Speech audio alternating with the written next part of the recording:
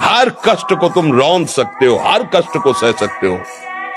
अगर अभी तुम निश्चय कर लो मैं मरा, अब तुमको कोई नहीं मार सकता, सब भयभीत हो जाएंगे तुमसे। केवल एक निश्चय कर लो, अब हमारी जिंदगी की कोई परवाह नहीं। अभी अभी तुम्हारा वो भयंकर रूप आ जाएगा कि जिस गली से निकलोगे लोग अंदर घुस जाएंगे। क्यों? आपने निर्भयता स्वीकार कर ली। जैसे पतंगा तेज के लोभ में जाके अपने को जला देता है, ऐसे ही ये काम का लोभ जो है सर्वनाश कर देता है बड़े बड़े ज्ञानियों का। अज्ञानियों की तो बात ही नहीं है। हे नाथ, मैं आपकी शरण में हूँ, रक्षा करो। और हर समय राधा राधा राधा राधा, तो बचने के चांस है। और हमने गलती की है और हम कभी गलती माने नहीं और छुपा के मुस्कुरा के कि हम बड़े चतुर हैं। नहीं, चतुर नहीं, वो बीज बो गया है। अब वो ऐसी जगह फंसाएगा जहां तुम कसम खाओगे कि हमने बिल्कुल नहीं किया, और मानते हैं आपने नहीं किया। लेकिन ये वो कर्म का दंड है जो आप बीज बोए हो। आप उसका दंड नहीं, उसका प्रायश्चित नहीं, कोई जाना नहीं, वो दंड। क्या मुर्दे जैसा जीवन, जो इंद्री जैसा चाहे वैसा डाउन कर दे, जैसा चाहे वो हमें शोक दे दे, दुख दे। थोड़ा सा साहसी बनो, तुम भगवान के अंश हो, तुम कुछ भी कर सकते हो, कुछ भी। समझो आप ऐसा ना सोचे कि अब नौकरी कर रहे हैं, हम संसार में, हम गृहस्थ हैं, हम आध्यात्मिक ऊंचाई पर नहीं चढ़ सकते। नहीं, आप एक सरकारी नौकरी या आप किसानी या व्यापार करते हुए आप एक अध्यात्म की ऊंचाई में चढ़ सकते हैं। और अध्यात्म ही है जो तुम्हें इस माया के दुख सुख से ऊपर उठा सकता है। दूसरा, चाहे जितनी संपत्ति आ जाए, आप सुखी नहीं हो सकते। सब देख लो, आप खुल के देख लो, अध्यात्म ही है जो तुम्हें हर कष्ट सहकर मुस्कुराकर जीने का रास्ता बता देगा कि आप आनंदित हो जाओगे। कुछ नहीं बिगड़ा, अध्यात्म है तो कुछ नहीं बिगड़ा, अध्यात्म नहीं है तो कुछ नहीं बना, कुछ हाथ नहीं लगने वाला। ये मन आपको कैसे फंसाता है? ये आपके सामने आपकी कमजोरी पा गया है। जीव सुख समुद्र का अंश है, केवल सुख चाहता है, और सलाह और दिशा दोनों गलत हो गई। सलाहकार मन प्रकृति से मिला हुआ है और दिशा विषय भोगों की तरफ चली गई। अब ये जिस विषय को कह देता है ये स्वीकार कर लेता है। अब इस बात को आपको काटना होगा। ध्यान रखना, जो ब्रह्मचर्य आपका क्षीण हुआ, जो नस नाड़ियों का अभ्यास आपका गलत बन गया, उसको कोई भी भस्म, कोई भी औषधि, कोई भी घी, दूध, बादाम, पिस्ता पूर्ण नहीं कर सकता। ध्यान रखना, जिन लोगों को ऐसा लगता है वो भ्रम में है, वो भ्रम में है, वो भगवत आराधन की योग्यता खो देंगे। आज से बंद, एकदम बंद। बोल, ये ऐसे खेल है कि ये न सोचो कि हम 100 से 90 छोड़ चुके, 10 बचे, वो 10 1000 में पहुंचा देंगे, 1 मिनट में पहुंचा देंगे। खाड़े का लकीमरा भी एक दिन पहलवान हो जाता है अगर उनकी, तो हरि के चरणों का झूठा आश्रय लेने वाला भी एक दिन सच्चा भक्त बन जाता है। पक्की बात, इसमें कोई संशय नहीं। यदि आपने कभी हस्त मैथुन नहीं किया, कभी किसी भी तरह से जनेंद्री का घर्षण करके वीरपात नहीं किया, तो आपकी वो संतानोत्पत्ति की क्षमता वाला जो वास्तविक वीर है वो स्वाभाविक निकल ही नहीं सकता। यदि आपने मार्ग दे दिया है, फिर उसके निकलने का मार्ग हो गया है। जब कामादि विकार आने लगे, सुनो मन इसकी सलाह, इसका दिया हुआ भोग प्रलोभन चिंतन में मत लाने दो। उसी समय आप गाढ़ चिंतन करो। नहीं बन रहा, चीखो, चिल्लाओ, राधा राधा राधा। बहादुर आदमी चोट लगने पर और खूंखार होता है। उपासक यदि प्रलोभन और भय इन दो में कभी ना फंसे, तो जितनी भूमिकाएं ज्ञान की हैं, भक्ति की, वो अपने आप आ जाती हैं। परस्पर शरीरों का आकर्षण ही काम भाव से इतना प्रबल है प्रलोभन में कि पहली घाटी काम की है कि अच्छे अच्छे साधकों को फैला देती है। आपको जब भगवत मार्ग का अवसर मिला है, ब्रह्मचर्य से रहो, होश में हो जाओ। मन के दुलार को बंद करो, इस भोग वृत्ति को साक्षात मृत्यु रूप देखो। काम तभी आपको प्रबल वेग से परास्त करता है जब आप कोई क्रिया का आश्रय लिए हैं, किसी व्यक्ति का आश्रय लिए। अगर आश्रय न ले तो ऐसे उठेगा और शांत हो जाएगा। यह अनुभूत विषय है, उठेगा और शांत। चिंगारी को ज्यादा प्रकाशित करोगे तो एक बूंद पानी में बुझ जाएगी, लेकिन जब ज्वाला हो जाएगी, तो एक आग होती है जो समुद्र में भी पैदा हो। बड़वान। ऐसे ही तुम्हारे हृदय में जब बड़वान आ जाएगा तो पूरा संसार खिलाफ हो जाए तो भी कुछ नहीं बिगड़ने वाला। बाहरी कुछ ऐसा मत करो यदि विरोध हो रहा है, अंदर ही अंदर इतना बढ़ा लो कि फिर ताल ठोक के मैदान पे आ जाओ, कोई भी परास्त नहीं। जैसे कोई बलवान आदमी किसी महाबलवान के चक्कर में फंस कर दब गया हो, अब अंदर अंदर वो अमरस से भर रहा है कि एक बार मैं छूट पाऊं कि बस फिर इसका सर्वनाश कर दूंगा। ऐसे ही साधक दांती पीस कर हाथ मसल कर बस सोचता है एक बार केवल चांस दे दो प्रभु, एक बार फिर काम क्रोध लोभ मोह मत के जड़ को उखाड़ के फेंकूंगा। अभी तक पता था कि मैं काम विजयी हूं, लेकिन जड़ नहीं काट पाया तो ये नए किनगे छोड़ दिए। अब की किनगे नहीं काटेंगे, अब की जड़ उखाड़ कर। सप्तम धातु वीर एक मन शुद्ध सात्विक पौष्टिक अन्न के बाद एक बार के लिए तैयार होता है। और यहाँ बच्चे खिलवाड़ में 2-2 3-3 बार रोज, अब क्या होगा उनका हड्डियों तक की सामर्थ्य नष्ट हो जाएगी। कुछ दिनों बाद देखना बंद हो जाएगा, ऐसे चौंधियाने लगोगे, खड़े होने में चक्कर आएगा, कमर दर्द करेगा, पैरों में टूटन बनी रहेगी, दिमाग में टेंशन बनी रहेगी, पढ़ोगे तो कुछ याद नहीं रहेगा, स्मृति नष्ट होने लगेगी, एक नास्तिकता छा जाएगी।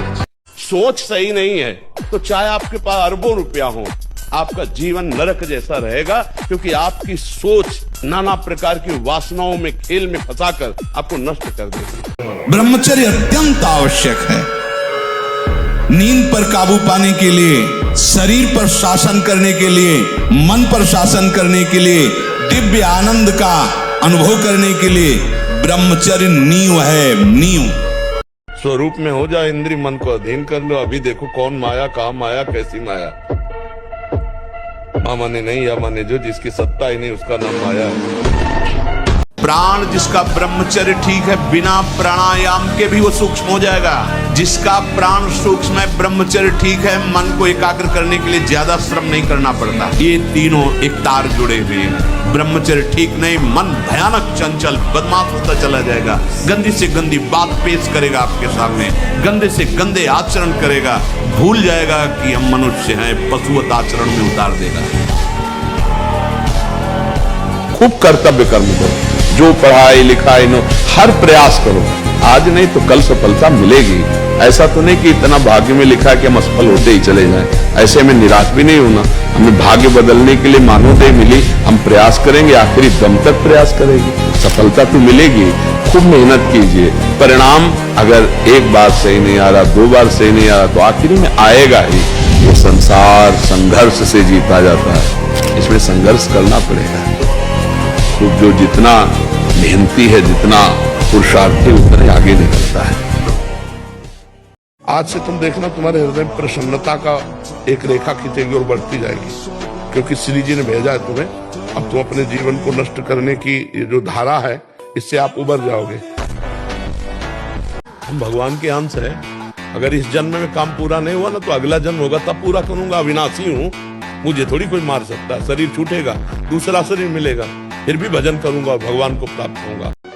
इससे लड़ाई लड़नी ही पड़ेगी आपको, इसके लिए तैयार हो, मन को हराना पड़ेगा।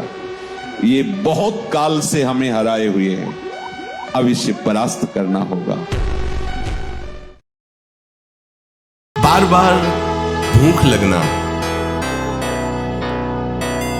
पर वो भूख पचाने वाली नहीं होती। वीर्य नाश करने वाले को बार बार खाने की इच्छा होती है, क्योंकि उसका लीवर खराब हो रहा है। ये अच्छा लक्षण नहीं बार बार भूख लगना कि बहुत बढ़िया लीवर काम कर रहा है, नहीं। अंदर कब्ज बन रही है, लीवर डाउन हो रहा है और आपको बार बार भूख ले रही। ये झूठ में फंसाया जा रहा है, ये झूठी भूख है जो तुम्हारा रोगों का घर बनेगी। और आप दुखी हैं, माना, आप गरीब हैं, माना, आपकी व्यवस्था नहीं, माना, लेकिन आपका भविष्य बड़ा उज्जवल होगा। गंदे आचरण मत करो, वो परमात्मा देख रहा है, उसके भरोसे में रहो। भविष्य ऐसा मंगलमय होगा कि आप उदाहरण हो जाएंगे दूसरे के लिए। तो निराशा नहीं आनी चाहिए, उदास मत रहिए, फिर एक नया जोश लाइए, फिर नई उमंग लाइए और हम उस पर विजय प्राप्त करें। अब देखो इसमें लिखा है, वीर ही हृदय को पुष्ट तथा कर्तव्यशील बनाता है। वीर से ही सर्वांग में जीवनी शक्ति संचालित होती है। वीर से ही मस्तिष्क शांत और विचार शक्ति संपन्न रहता है। वीर से ही निर्भयता आती है। वीर से स्वतंत्रता आती है। वीरवान साहसी होता है। दुर्गुण दुराचार्य भाग जाते हैं जो ब्रह्मचर्य रहते हैं। एक आदमी हिला के रख देगा पूरे नगर को हिला के रख दे, बस वो ये सोच ले कि मैं मरा। अब कोई उसके बस बताइए एक ही उपाय, उसको मार दो, नहीं तो किसी से दबने वाला नहीं। हरि को रिझाओगे तो वैकुंठ का द्वार, वृंदावन के दिव्य धाम का द्वार, साकेत द्वार, कैलाश धाम का द्वार खुलेगा। और जगत के शरीरधारी को रिझाओगे तो आखिरी द्वार वही है मलमूत्र का और कुछ नहीं। हम वहीं से पैदा हुए हैं और वहीं की आसक्ति से फिर दुर्गति को प्राप्त हो। बस जनेंद्री और रसेंद्री के भोगों में पूरा दिव्य मानव जीवन बर्बाद। तपस्वी उपासक को चाहिए स्त्री के रूप की तरफ, उसके हास्य की तरफ, उसके मधुवचन की तरफ, उनके हाव भाव की तरफ ना देखे न चिंतन करे। ब्रह्मचर्य व्रत में रत रहने वालों को अत्यंत सावधानी पूर्वक अपनी इंद्रियों को दर्शन, संभाषण, चिंतन से बचाना है। नॉन स्टॉप पूरे सोशल मीडिया पे मेरा चैलेंज है, जितने भी इन्फ्लुएंसर बने हुए हैं, मुझे ना किसी से लोभ ना लालच, बस मैं प्रत्यक्ष में देकर करता हूँ कि गौ माता के गोमुख में इतनी शक्ति है, कैंसर खत्म होता है उसे क्यों नहीं पीते? शराब क्यों पीते हो आप? बीड़ी सिगरेट से कैंसर हो रहा है, शराब पीने से। पाउडर डिब्बा में कितनी गंदगी है, जो चीज गंद वो कितनी गंदी होगी, उसका सेवन कर रहे हैं और इन्फ्लुएंसर बने हुए। मतलब कि आप भारत के नौजवानों के स्वास्थ्य से खिलवाड़ कर रहे हैं और न उसके खिलाफ। कैसे साधक हो? जहां मन आया वहां तुम्हारी नेत्रेंद्री जा रही, जो मन आया श्रवणेंद्री से सुन रहे, जो मन आया वाक्येंद्री से। क्या है? साधना हो रही। बहुत सावधान। इन दुष्ट इंद्रियों पर शासन करने का अवसर हमें दिया है भगवान। इनको स्वतंत्र छोड़ने का, इनको मनमानी आचरण करने का नहीं दिया। साधु होके या भक्त होकर, वैष्णव होकर, भगवत मार्ग के पथिक होकर इंद्रियों को ऐसे मत छोड़ो, बहुत शासन में रखो। आनंदित रहो, थोड़ा प्रसन्न रहो, थोड़ा सुबह 1-2 किलोमीटर दौड़ो, व्यायाम करो, एकदम चंगे, दिमाग प्रसन्न रखो, एकदम बच्चा कुछ नहीं। जिसके साथ भगवान है, क्या बाल बांका हो सकता है। हमको आनंदित होना चाहिए और निर्भय रहना चाहिए। कभी डरना नहीं चाहिए और कभी किसी के भय के कारण झुकना नहीं चाहिए, क्योंकि अविनाशी हूँ, परमात्मा का अंश हूँ, गलत करूंगा नहीं, लेकिन तू गलत करेगा तो तेरे को भयभीत होना पड़ेगा। बस ऐसे स्वभाव में रहना चाहिए। कभी कुछ आप ऐसे अकेले घूमो, कहीं कोई आपको छूने वाला नहीं। और जिस दिन विधान है उस दिन आप 10-20 गार्ड लगा दो तो भी आपके थप्पड़ पड़ जाएगा। ब्रह्मचर्य बहुत आवश्यक है, सबको आवश्यक है। गृहस्थ में उचित ब्रह्मचर्य है, विरक्त में नैष्ठिक ब्रह्मचर्य है, आजीवन ब्रह्मचर्य। जो ब्रह्मचर्य का महत्व नहीं रखते हैं उनका जीवन कूड़ा हो जाता है, उत्साहहीन, और कई तरह के ऐसे महान दोष उत्पन्न हो जाते हैं ब्रह्मचर्य की हानि से। अच्छा सोचो, अभी 12 वर्ष का बच्चा है, अब उसने गंदे आचरण शुरू कर दिए, वीरनाश करना शुरू कर दिया। अब वो जब 22 वर्ष का होगा तो उसकी हालत खराब हो जाएगी। अच्छा 25 वर्ष तक ब्रह्मचर्य रहा, फिर वो गृहस्थी में गया तो कुछ उसका गृहस्थी नहीं बिगाड़ पाएगी, क्योंकि परिपक्व हो गया ना, उसका जो सप्तम धातु परिपक्व हो चुकी, तो उत्तम संतान होगी और वो धैर्यवान होगा, उसका माइंड जो है काम करेगा। विश्व के सारे कुसंग एक साथ सामने हो और हमारा निश्चय अटल हो, बट विश्वास अचल निज धर्मा, कौन बिगाड़ सकता है। हेलो 15 से लेकर 25-30 तक आपने ब्रह्मचर्य सब नष्ट कर दिया। अब आप केवल दिखाई दे रहे हैं कि मनुष्य है, मनुष्य में अब आपके अंदर ज्ञान शक्ति, स्मृति शक्ति, बल शक्ति, लोक कल्याण शक्ति, वो केवल नाटक भले बोल लो, तुम्हारे अंदर नहीं रह गई है। लोग कहते हैं मन बहुत परेशान करता है, तो तुम्हारे ही पावर से तुमको परेशान कर रहा है, तुम जान नहीं पा रहे हो। तुम तो उसे मार सकते हो, तुम तो उसको नष्ट कर सकते हो, तुम्हारे में बहुत बड़ी सामर्थ्य है, पर जागरण करो। ये कोहरा है, काम आदि जानते हो क्या? कोहरा, जहाँ भुवन भास्कर प्रकाशित हुए, कोहरे की सत्ता ही खत्म, भगवान का ज्ञान प्रकाशित हुआ, इनका कोई महत्व नहीं, न थे, न आए, न रहेंगे। एक गंभीर स्वभाव बनाओ, एक उत्तम विचार बनाओ, एक उत्तम कार्यरत रहो। तुम्हें देखो अभी जीवन में चमत्कार आ जाएगा। बात समझो, ये बाहरी आशीर्वाद से कुछ नहीं होता। नहीं, ब्रह्मचर्य में एक महान पावर है। ब्रह्मचर्य एक आध्यात्मिक शक्ति है, चाहे स्त्री हो चाहे पुरुष। आप ब्रह्मचर्य के देखो, आपको रोगों से लड़ने की सामर्थ्य, बौद्धिक स्तर आपका बहुत प्रवीण, अब शरीर भले ऐसे हो, आपके अंदर आत्मबल, बहुत जोश, पावर है, पावर।